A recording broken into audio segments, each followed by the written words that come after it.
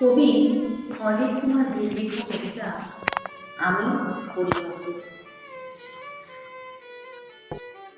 আমি এখন অনেক পরিণত, আর ওই না আকাশে ভেসে বেড়াই না ঝোড়ো বাতাসে।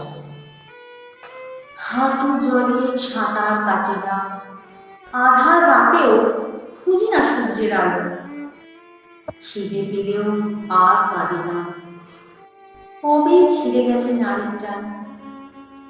মায়ের আঁচল আর খুঁজে পাই না, রাত হলেও লুকিয়ে থাকি না চিলে কোঠার ঘরেতে।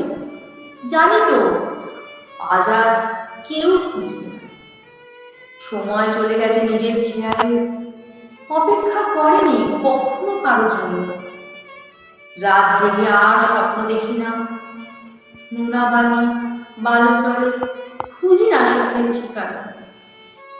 অযথা আঁকে লুকিয়েও কাটে না খাতা, মরমে মরি না, অশ্রু ঝরে না আঁখিতে, হৃদয় ভাঙে না কারো অবহেলাতে। আমি পরিণত, টুকরো টুকরো হই না কোনো আঘাতে। এখন সব বুঝি, চুপ করে থাকি নিজের লেখাতে। চারি দেওয়ালের ঘরে প্রেমহীন ভালোবাসা ও স্বার্থের জন্য। নমস্কার। কণ্ঠে